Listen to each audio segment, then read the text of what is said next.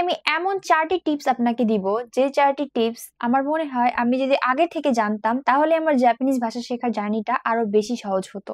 আমার প্রথম টিপস হচ্ছে, কাঞ্জি শেখার আগে কাঞ্জির যে র্যাডিক্যালস গুলো রয়েছে সেগুলো শিখুন।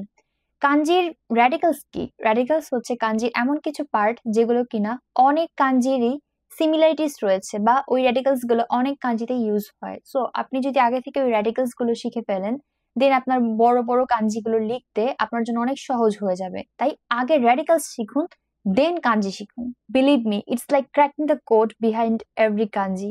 নেটিভ জাপানিজ স্পিকারদের কনভারসেশন শুনুন, তাদের পডকাস্ট শুনুন, এবং সাথে সাথে আপনি শ্যাডোয়িং করার ট্রাই করুন।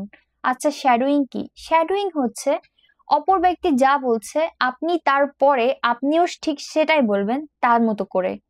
প্রথমে হয়তো আপনার লজ্জা লাগতে পারে, আপনি জিনিসগুলোকে মেস করে ফেলতে পারেন, বাট প্রসেসকে বিশ্বাস করুন। শ্যাডোইং আপনাকে হেল্প করবে দ্রুত আপনার মুখ দিয়ে জাপানিজ ভাষা বের করার জন্য, এবং যারা একটু একটু কথা বলতে পারেন তাদের কনফিডেন্স আরো বাড়ানোর জন্য। 3 নাম্বার টিপসটা হচ্ছে একটা সময় উপযোগী টিপস, এবং সেটা হচ্ছে ইউজিং এআই।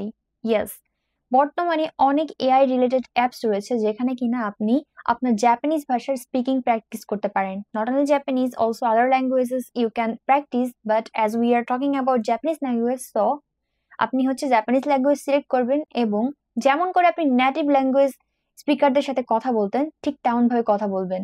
এবং the great part is, AI আপনাকে ফিডব্যাক দিবে এবং বলবে আপনার কি ভুল হয়েছে, আপনার কোথায় ইমপ্রুভ করার দরকার।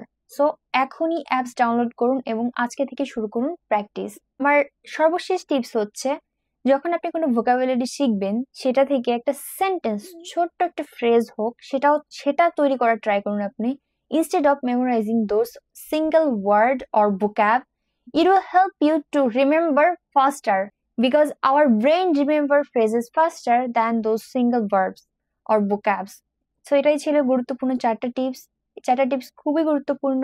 আমি আমার জাপানিজ শেখার জার্নিতে এখন এসে আর কি রিয়েলাইজ করছি যে এই 4টা টিপস আসলে কতটা ইম্পর্টেন্ট।